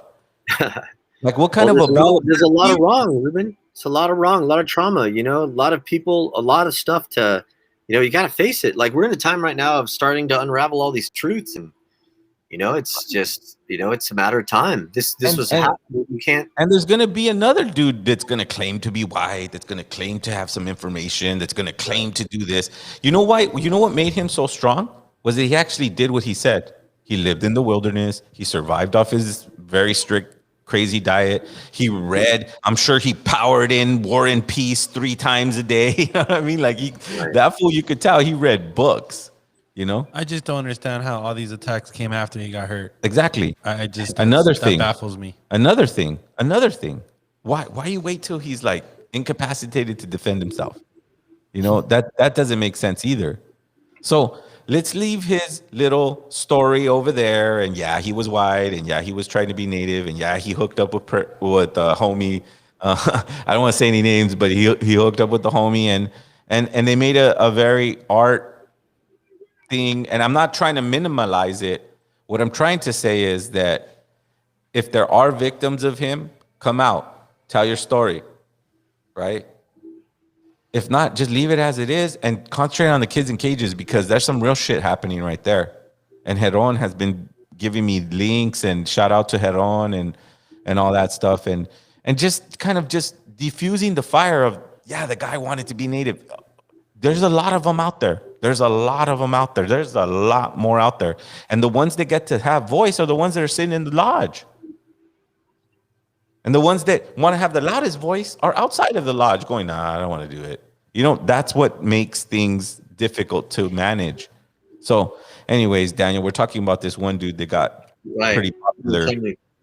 But what's interesting, Ruben? What's interesting, I think, is that, we talk a lot about, I think that's like they call it cultural appropriation, right? Yeah. But I think what's interesting, what about the reverse one? What about the reverse one that has all these people that are of color speaking for the white people? As if, because I think that's the hardest one, is it when, I call them apples, Oreos, and, and they're all going to be there. We're going to get every single angles. We're going to get angles of individuals trying to defend white supremacy without even knowing that they're defending. white supremacy. We're going to get individuals who claim to have wisdom, who claim to have a certain knowledge, but can't be disproven and is well read, just like this individual. But my point is, don't be disillusioned by what he said or what he did. It's just one dude. Keep going. You be that dude. The time is now where we need to be that individual, right? The well-read, exercised, and the diet's flawless. Like, you need to be that for yourself instead of, what the main tool and tell me if you agree or not, Daniel. The main tool of the Roman Colosseum was to demasculate men. How? How do they demasculate men? Well, if the gladiator's buff, if the gladiator's tough, then he can do it for me, and all I have to do is cheer and act like I'm him. Right. So in a way, it demasculates you, right? It doesn't make you go run 3 miles every day so you can have a pristine body and be in the Colosseum. And if they asked you to jump into the Colosseum, you could. No, you were overweight, you were sick, you ate bad food, blah, blah, blah. That's the way it was in Rome. And that's the way it is in modern day society when we look at football, right? We're usually overweight looking at football going, yeah, that guy, he's so cool and he's all cut, and the guy we're cheering for is all cut. He kind of took your masculinity because you're supposed to be working on yourself to be that way. Right. You need to be running that way. You need to be able to play football like he does. That's what I'm trying to say, is that we can't rely on other people to be this vanguard of a person and this pristine individual. And then when someone gets ousted for his bad habits, oh, we're disillusioned and I don't want to learn that wisdom anymore. That's what I hear. Oh, that's fake. All of it's fake. All of it's fake. Thousands and thousands of years of culminated wisdom is fake. I don't want to hear that either. But a lot of it, don't you think, is subliminal? Like, think about it. Dances with Wolves, the white man comes and saves the natives. Mm-hmm. Tarzan, white man goes and saves the jungle. Right. Like, okay, if you look at everything that they've been feeding us, like if you watch TV, you've got already a mindset of the way the world works, and so, that's what you're talking about, this illusion. It's just coming at us on so many levels, and so, because people, I didn't believe that. I said, oh, TV doesn't influence you. Man, when I went to college, I was like, oh my God, I saw the research, said, oh shit. And then you see it happening, you just, and the thing is, all the role models, they don't look like me. They don't look like you, Ruben, and so, how many times do you remember when we worked in San Mateo? I'd be having to go to court because I got to free this, one of our patients who was black walking through San Mateo at night. Yeah. What was he guilty of? Being black? Exactly. Like, and that's the main message, is that, when white supremacy starts to become not so blatant, but enforced in that way, you know what I mean? Like, we're going to enforce it. But it's enforced with fear.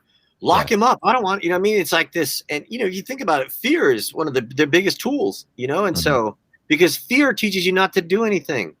Right. Fear teaches you just don't move, don't do anything. And that's not us, we're the people that are out doing stuff, as we go on in this podcast, in this particular podcast, and we mentioned a few things, we dealt with the individuals who had disagreements with the podcast, and we cleared that up in a humble way. And then we're moving on to the subject of, this individual who claims to be white, who claims to be indigenous and is white. I mean, there's so many topics that we need to cover. Yeah. But the main cover of what we're talking about is white supremacy. Yeah. Well, it's everywhere, Ruben. You can't avoid it. Subliminal. It's in your face. It's like the individuals try to come at me, like these guys try to come at me with like books and shit, but they still can't justify the fact that the Spaniard came with the Doomsday sauce and said, this is our shit now, right? Even though we couldn't read the paper, even though we didn't need we couldn't read the language, all of this stuff is taken from you, and you didn't even know what the paper said. Yeah. You didn't read the language. It wasn't a part of your language. All those treaties, the 500 treaties, the person that signed that treaty was not versed in the English language and the English meanings, what the consequence was in signing those documents. So it's still land theft. Right. That's where we're at. That's I can't go past that. I can't go, oh yeah, but wait, let me look at this professor because he wrote a really good book in the institution of Harvard. And Harvard's like fucking in England, and all the information sifted through the Vatican and sent there. I mean, come on. This is where we're at. Don't be disillusioned by individuals who read books and have very profound statements. Be your own sage. Be your own medicine man. Be your own person to challenge. It's like Daniel, we were talking earlier today. It's like we were meant to defeat our own self, right? Talk a little bit about that, Daniel. Well, it's interesting. Yeah, I wanted to talk about when you were saying this. I remember I used to tell Native American, I would say Native stories to my 3rd and 4th graders, and they used to always love those stories because they always had a good meaning and a moral and ethics, and they came from different tribes. And I think, as I recall, I think this one was like a Cheyenne story, but it was a story where, the young warrior would go hunting, and the grandfather behind him would tell him, "Hurry up, there's a bear coming." And so the little boy would run, and as he got older, he began to understand that, I don't know if my grandfather is right all the time. And so there came the point to when the grandfather said, "Hurry up, a bear's coming." And the warrior looked and thought, "Okay, grandpa, no, there's no bear." And so it's when you begin to make sense of your world, when you begin to be the critical view of what's coming at you, and so we had many stories like that. And so earlier, one of the guys was saying this, how do you know? It's like when you begin to understand truth, it becomes so clear, and that's what it is. But you have to allow yourself to experience and to see, and eventually the warrior knows, I can't follow my father anymore. I got to follow my own path, Wow. and that's what it is for those that follow their own path. It's similar to the 5th agreement of awareness, right? Or the life of the second attention, right? The life of the first attention is everything you learned from your mother, your father, your friends, your whatever's, all your life, till you can take all that information and start making your own determination on things. Yes. And that's the life of the second attention. It's kind of the same thing as the bear's coming. No, it's not. I can see that it's not coming. I'm aware of what's happening around me. When the first stage of life, you're just absorbing. And that's why you're able to be manipulated into certain things. And that's why we have a large incarceration rate. We have a demographic of individuals making bad decisions due to popular music, right, Armando? Popular music can lead you to jail. Are you in agreement of that? What do you think? I completely 200% agree with that. Because these kids are 15 years old and they're like, yeah, I'll go take the coke to the homie. It's like these kids figured out how to run around with pounds in their backpack. Like when I was 16, 17, 15 years old, I had no idea how to get 1 pound. Now 5 pounds. Yeah. Right, Daniel? Like these kids, they figured it out, right, Daniel? They're in a different world. Yeah, it's funny. But it's all pop culture, which is pop music. Right? I came from the days where it's like, yeah, I want to buy an eighth. Like these kids are like, yo, I want to buy a pack. Right. That's like a new term, right, Daniel? Exactly. Oh my God, yes. I laugh because you're so right on point, man. It's just, the times change, man. The times change. But the thing is, you have to be active in the moment. Because, to add to this, what we're talking about, I remember 2 years ago, and they said, hey, the elders said, use technology, man. Use everything. Like, we don't, just because we're natives doesn't mean we can't take advantage of what's going on here. It's like, no, man, we got to, just like the homie was saying, you got to take those laws that they're writing and go inside them and use them to our advantage. Like, okay, they're going to say that. Well, then we're going to go and we're going to take that money. We're going to, we just have to look at the situation and figure out how we could do this, figure out the maña, because we're from here. We're the original people. We're not going nowhere. We're just multiplying. And that's the awareness that I want to bring to the community, is that our ancestors have documented time for a very long time, and we shouldn't be the underdog here. We should not be the underdog here. We should be thriving. We should be organized. And if an African community like the Nation of Islam can organize itself and create churches and have buildings that they own and preach their rhetoric, then how come there hasn't been an organization on the behalf of Native people to do that? You know what I mean? Not in that way, not in the way of Nation of Islam or following a prophet of some sort, but more in a way of just using our genius of our understandings, right? Our mathematics, our understanding of time, and most of all, our ability and our will to build. Like our people build things. They build apartment buildings, they build schools, they build all kinds of things. when are we going to build for ourselves? That's the big question that we have. And we have 500 years to get to that point. You know, it's a long road back. It's a long road back. This is not overnight. These discussions are just the beginning. That first event that we threw on Friday was just the beginning. We got Superman July 29th. You know, we got a team forming, which is Sub One, Heron, Armando, myself, and we're talking to a lot of indigenous individuals that are outside of our region and trying to create a home base for them in one of the biggest cities where you can proliferate your message, you know, on another level. And that's what all indigenous hip hop artists have in common. They have a voice, right? They do. And it's music that matters, in my opinion. And that's what I love about indigenous hip hop. And you know, you Zero being one of the first groups that got me introduced to doing more research on these academics. You know, that's how I consider indigenous hip hop artists, because they don't have to spit in that style or in that category. They could have easily talked about drugs, money, bitches, guns, hoes, all that crap. Am I right? Yeah, but they choose to talk about, interject however they can, the message of their past, you know, and I don't know of any other outlet or platform that's giving a voice to the indigenous hip hop community out here in Los Angeles. I just don't. I just apparently or in California. Yeah, or in California. You guys create a space and just see how it just gets filled, you know? I mean, it's kind of like when nature hits something, shit grows. You know, you guys, you had the soil, you gave it the water, you guys gave it all the love it needed, and now natives are responding, you know? And so, and granted, yeah, people are going to respond with trauma because that's what's happened to us, you know? And so, you know, I just think it's so nice to have a platform where we can have different opinions, because you know, I always say, hey, man, we just probably came from different tribes. You know, it's all good, you know, like, because I just think that, you know, a lot of times we look at what makes us different, and you could just as well say, man, what makes us the same, you know?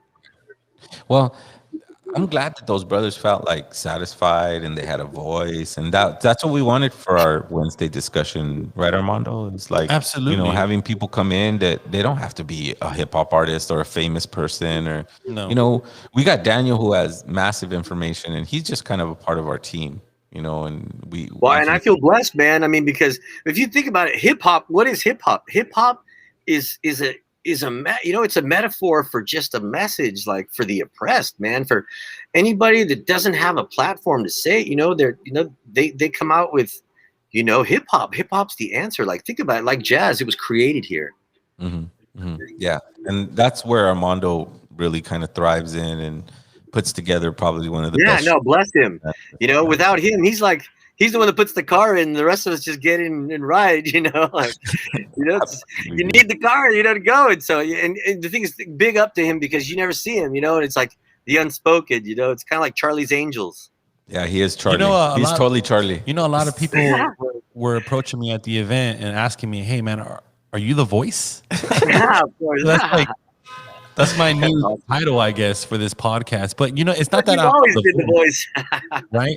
Cool. I just, obviously people are aware that I just engineer the boards and I run the podcast at the same time, trying to, you know, fill in the gaps with Zero and give everyone my perspective, because as you guys know, I have no foot in the game. I'm just like, I live, breathe shit hip hop all day. Yeah, but bro, your story is perfect. Like, you described basically my experience with Zero. You just have a different way of saying it, but I had the same experience with him, and it was just like, man, you know, it just, this guy was making this music. It was just like, holy shit, where'd you come up with this, bro? And like, you know, it's just amazing. And this was like 20 years ago, you know? And so, yeah, right. I love it when you tell your stories, man. It's like, that foundation, the El Vuh Foundation allowed me to go outside on my comfort zone and seek more indigenous hip hop from different regions, nationally, internationally. And it's a brotherhood, it's a sisterhood, you know. There's so many beautiful men and women out there that are making such great, you know, hip hop based on their ancestors. That's how I see it. Like, at the end of the day, like, what are all these indigenous hip hop people talking about? Well, it's the trauma and their ancestors, basically, right, Zero? Absolutely. And you're giving that voice to them, and we're giving that voice to them, and we're feeding them information with Daniel and Masatin, and it's just the beginning. So we have many things to do. We're just at the start of it. Daniel, thank you for coming on Well, the man, podcast. always a pleasure, man. Always a pleasure. And, you guys just don't stop doing what you're doing, and I'm glad though, is that, Ruben, I've known you for a long time, and, you're the most non-confrontational person I know in the world, it's just like, I mean, and but it just shows that people, they don't know you, man. And like, what I'm saying, it's like people don't know you, then they come at you a certain way, and it's like, wow, that's wild, but it's just good to, to get to know people, and, hey, because, man, it's just, we just have so much, people are passionate, and it's so hard to like, hey, dude, like you're kind of being mean to me, but it's just, they feel that. And so you've given a good space for people, and if people could come here, have a disagreement, and then we could either work it out or just understand, hey, we have different views. Where else does that happen? I can't think of anywhere, I mean, like today was a prime example. Is like we got a little emotional. A few of us got emotional. A few of us got, started talking over it. But immediately we recognized, no, I'm gonna have my time to talk. I know that Mondo and Zero is gonna give me my space to talk, and everybody did, and everybody was calm, and nobody was talking over each other. And that to me is the sign of two mature individuals like myself and Daniel to be able to calm the room down and go, look, we're on the same team, so let's keep focused on that. And get what we need. I don't think I made it too calm today, Ruben, but I think, you're definitely a good, But at the end of it, though, you did. At the end of the, because you gotta love the brothers, man. You gotta love brothers that are just reacting, and reacting with their heart, And so, like I said, the Mexica resonate from their heart, Yeah, absolutely. Well, thanks for coming on, Daniel. I appreciate. Yeah. Well, on that note, hey, man, you guys keep going, and give blessings, give thanks for having me on, and yeah, man, I'll see you next time. Absolutely, Daniel. Right on. Wow, such a jam-packed episode right here. I mean, I'm looking at the chat, and it's like comment after comment after comment. So thank you very much, everyone in the chat who had opinions and who wanted to say something on whatever subject we were talking on. I'm sorry that we don't have at the time or the ability to go through each one of them and do that. But I want to let you know, community, that these past have been a challenge, and we culminated it with a very inclusive and very positive event on Friday. I urge you, community, to help us promote this next event, which is the Superman event, because the brother deserves Los Angeles to come out and see him. And he also deserves a unified front, a front where, yeah, we may be the least accepted natives, but you always want to come to our house. The first place you fucking call when you come to LA is the least accepted natives or the Lost Aslan podcast, if you're native, because we're going to treat you with respect. We're going to treat you as you deserve. And we're talking to Dreezus. So there's a lot of things planned in our future. And I just want to say thank you for your support, community. Without your support, without your defense, without me even asking for it, you guys were up there and defending the podcast and defending Armando and myself, and knowing that we didn't come from that place and that's over. So now we're moving on to the next thing, which is Superman, Again, I am super proud that an organization like Underground Hip Hop Blog is hosting a legendary artist like Superman in LA. I think top notch. The city deserves a performance like that, Yeah. just off the pure merit and authenticity of what he represents for the Native American community, and throughout the whole indigenous hip hop community. He's definitely a dope rhymer. Like I've been fucking with him for a while now. Yeah, and he is a good showman. I mean, he's gonna come with a show that everybody's gonna remember. And that's all we could provide for our people in our community, is these monthly events that hopefully we can do them monthly and have the family reunite, learn, congregate, come away with ideas, and go into their communities and spread that love and message, because we are one big people across the continent of Anahuac. Our ancestors weren't stupid, and our ancestors weren't weak. They are profound individuals. They understood that one day our society would end and that it would be at the hands of those people. Don't ever let them fool you. They're not that smart, and they're not that all-knowing. Stay humble. Focus on yourself. Focus on defeating the bad habits that one has on his own journey in life. Because when you eliminate those bad habits, then you can pass on the love to your children or your friends or your family. That's our true mission here on earth. Our true mission is to be ourselves, to learn, to get up and dust ourselves off. We have a long way back home. It's 500 years that we have to walk to get back there. It's not overnight. But the exciting part is that we get to do it as a community. We get to put our own 2 cents in and contribute to one day,